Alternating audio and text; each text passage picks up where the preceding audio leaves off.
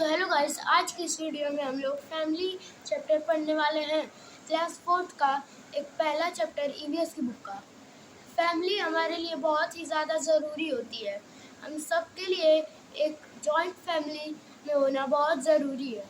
Joint family हमारी emotions हैं और हम हमारे लव एंड केयर्स हैं। तो आज हम लोग जॉइंट फैमिली और न्यूक्लियर फैमिली और ऐसी कई प्रकार की फैमिलियों के बारे में पढ़ने वाले हैं। तो चलिए शुरू करते हैं। क्लास 4th की इन्वायरमेंटल स्टडीज बुक से पढ़ने वाले हैं। सो गाइस, इसका फर्स्ट चैप्टर फैमिली है और हम लोग आज फैमिली के बारे में बात करने वाले हैं। सो a family is a unit of people who are closely related and live together. इसका मतलब है फैमिली एक लोगों का समूह होता है जो आपस में रहते हैं और एक दूसरे से बहुत ही प्यार करते हैं और एक दूसरे के साथ रहते हैं। We spend maximum time with our family. हम लोग अपना ज़्यादा से ज़्यादा समय अपने फैमिली के साथ बिताना पसंद करते हैं। We get love, support and warmth from our family. तो हमें अपने फैमिली से लव मिलता है, सपोर्ट मिलता है और हमें वो अच्छी लगती है। We feel secure when we are with our family. जब हम अपनी फैमिली के साथ रहते हैं तो हमें बहुत ही सिक्योर फील होता है। Change in family structure, family के स्ट्रक्चर में चेंज होना। Where do you go for your vacations? तुम अपने वैकेशन के लिए कहाँ जा रहे हो? I am sure most of you will have the same answer. मुझे लगता है सबका सेम आंसर रहेगा। To visit your grandparents. मैंने सही पकड़ा। Sid with his mother also went to his maternal grandparents. Sid भी अपने मम्मी के साथ अपने मैटरनल ग्रैंडपेरेंट्स यानी कि नाना और नानी के घर गया। There he saw some old pictures of family members. उधर उसने फैमिली मेंबर्स के कुछ पुरानी पिक्चरें देखी। He was not able to recognize most of the family members and sought his mother help. उसने सोचा कि ज़्यादातर फैमिली मेंबर्स तो इधर उधर चले गए हैं और मेरी मम्मी भी इधर उधर हम लोग भी अलग हो चुके हैं। His mother then explained that they used to live in a big joint family. उसकी मदर ने उसे समझाया कि जॉइंट फैमिली में से वह बचपन में ही रह सकते हैं। बड़े होते होते सारे लोग अलग अलग अपने काम पर चले जाते हैं। Her parents, grandparents, uncles, aunts and all cousins lived together in a big house. Sid की मम्मी उसे बताती हैं कि उनके grandparents, uncles, aunts and all cousins, all भाइयों बहनों सब उनके साथ एक ही घर में बड़े घर में रहते थे। Sid asked his mother why they can't stay together in the same way now. Sid अपनी मम्मी से पूछता है कि क्यों नहीं अब सब लोग एक साथ पहले की तरह रहते हैं। It would be great fun said Sid. Sid कहता है कि इसमें तो बहुत मजा आता। His mother explained that the family structure has changed due to various reasons. उसकी मदर ने उसे समझाया कि फैमिली स्ट्रक्चर्स बहुत सारे कारणों की वजह से चेंज हो जाते हैं। तो गाइस हम कहाँ पढ़ रहे थे? मिल गया। Sid was listening to her carefully and wanted to know the reasons. Sid अपनी मम्मी को ध्यान से सुन रहा था और reasons को जानने की कोशिश कर रहा था। His mother told him the following reasons. उसकी मदर ने उसे ये reasons बताए। For better education, अच्छी पढ़ाई के लिए। For better source of income, income के लिए, अच्छी इनकम के लिए वो लोग दूर चले गए। ड्यू टू नेचुरल कैलामिटी की वजह से भी गाइस बहुत सारे लोग अलग हो जाते हैं। मदर एज अ चाइल्ड, माँ अपने बच्चे के प्रति।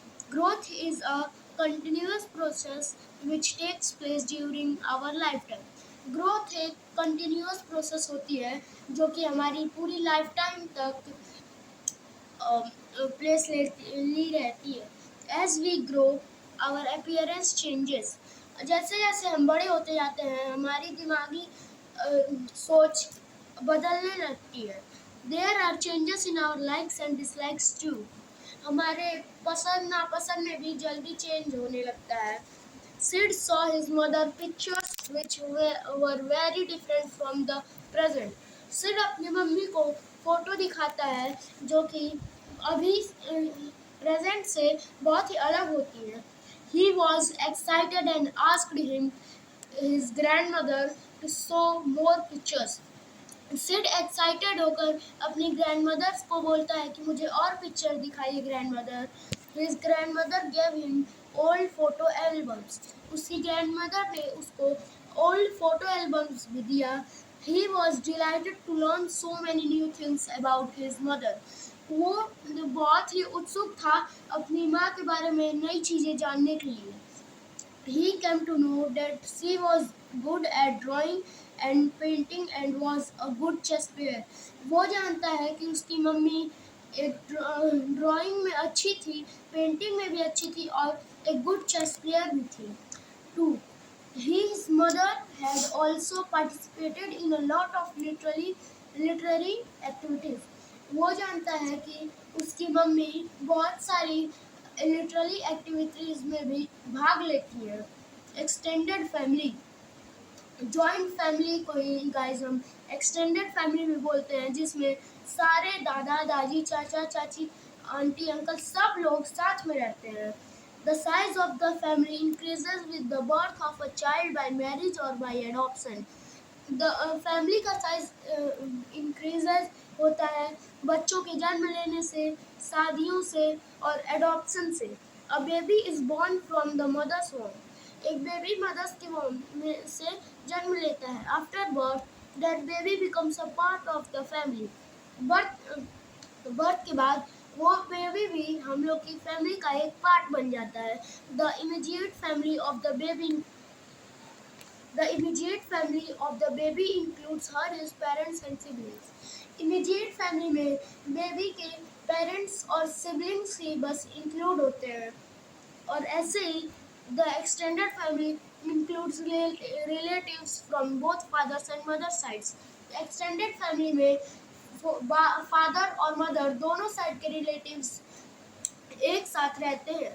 Relatives from mother's side include mother side से रिलेटिव्स जो आते हैं वो होते हैं मैटरनल ग्रैंडफादर, मदर्स फादर यानी कि मम्मी के पापा.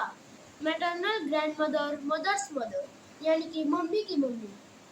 अंकल्स, मदर्स ब्रदर यानी कि मम्मी के भाई, हमारे मामा. आंट्स, मदर सिस्टर यानी कि हमारी मामी. Relatives from father's side include paternal grandfather. Paternal grandfather father's होते हैं जो कि हमारे पापा के पापा होते हैं जो कि हमारे दादा लगते हैं. इसी तरह पैटर्नल ग्रैंडमदर हमारी फादर की मदर होती है जो हमारी दादी लगती है. और अंकल्स फादर ब्रदर होते हैं जो कि हमारे चाचा लगते हैं. और आंट्स चाची लगती हैं जो कि फादर सिस्टर होती हैं. अब बात करते हैं गाइस कजन्स की. Children of paternal and maternal uncles and aunts. जो चिल्ड्रन पैटर्नल और मैटरनल अंकल या आंट्स के होते हैं वो हमारे कज़न लगते हैं. अब गाइस आगे बढ़ते हैं. Importance of extended family. हम सबको एक्सटेंडेड फैमिली के लिए बहुत इम्पोर्टेंट होती है. हम सबको उससे बहुत प्यार मिलता है, लव एंड केयर मिलता है और सपोर्ट मिलता है. We spend a lot of time with our extended family during vacations and family functions. Vacations या family functions के वक्त हम अपनी extended family के साथ बहुत ज़्यादा टाइम बिताना पसंद करते हैं. We share our joys and sorrows with them. हम उनके साथ अपनी चीज़ें और अपने मज़ेदार खेल शेयर करते हैं. Through we are far from each other, we stay connected using various means. अब तो हम बड़े हो चुके हैं और सबसे अलग अलग हो चुके हैं पर अभी भी हम लोग कई प्रकार से एक दूसरे से मिलते रहते हैं. कई बच्चों आप बोर तो नहीं हो रहे हैं? अच्छा देखिए एक बात मैं बताता हूँ कि पढ़ाई आपके लिए बहुत ज़रूरी है. खेलिए भी, मस्ती भी करिए, बट पढ़ाई करना भी आपके लिए बहुत ज़रूरी है। अगर आप बोर भी हो रहे हैं तो पढ़ाई आपके लिए ज़रूरी है, इसलिए बोर मत होइएगा, पढ़ते रहिएगा। और इधर साइंस पढ़ने में, साइंस या ईवीएस, इन सब सब्जेक्ट्स को पढ़ने में तो मज़ा आना चाहिए और मज़ा आता भी है। तो चलिए आप फिर से साइंस ईवीएस शुरू करते हैं। एडॉप्शन टॉपिक हमारा है adoption. Children who lose their parents in accidents or natural calamities are brought to an orphanage. वो बच्चे जो अपने पेरेंट्स को खो देते हैं एक्सीडेंट्स या नेचुरल कैलेमिटीज में, उनको ऑर्फनेज में डाल दिया जाता है। These are the special homes or residential in situations set up by the government or charitable organizations for such children. ये एक स्पेशल घर और रेसिडेंशियल इंस्टीट्यूशंस सेटअप बनाते हैं जो कि गवर्नमेंट या चैरिटेबल के द्वारा बनाया जाता है बच्चों के लिए। They are provided with basic necessities such as food, shelter and clothing. इसमें बच्चों को फूड, शेल्टर एंड क्लोथ्स, कई सारी चीज़ें प्रोवाइड की जाती हैं सरकार की तरफ से। Orphanages are also take care of their health and education so that they grow into responsible citizens of our country.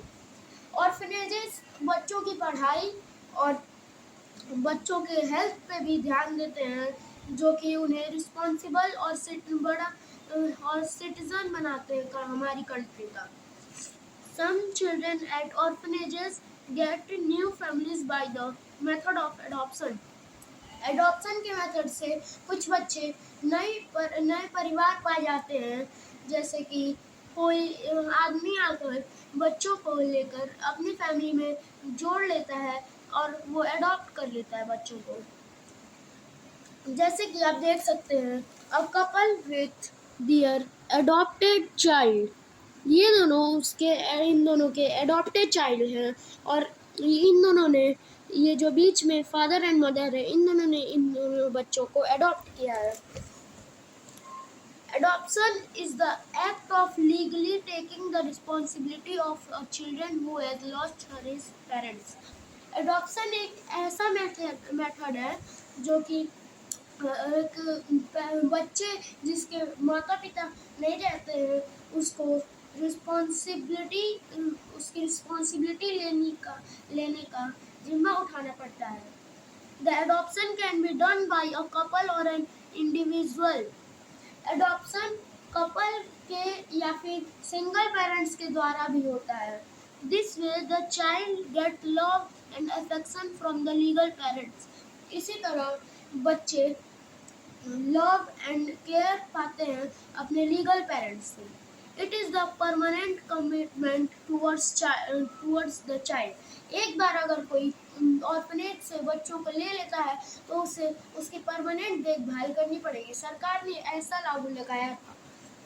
There is the another way to provide home for orphanage children, that is foster care. ये एक another way बच्चों को घर provide करने का है orphanage के द्वारा। फॉस्टर केयर उसे people taking care of a child for a period of time without becoming their legal parents are called foster parents. Legal parents जो कि बच्चों का पीरियड ऑफ टाइम के लिए ख्याल रखते हैं उन्हें फॉस्टर पेरेंट्स भी कहते हैं। Foster care is temporary commitment towards child. Foster care childs के लिए एक टेम्परेरी कमिटमेंट होती है। तो यहीं पे हमारा चैप्टर फैमिली खत्म होता है। बाय गाइस, मिलते हैं अगली वीडियो में। तब तक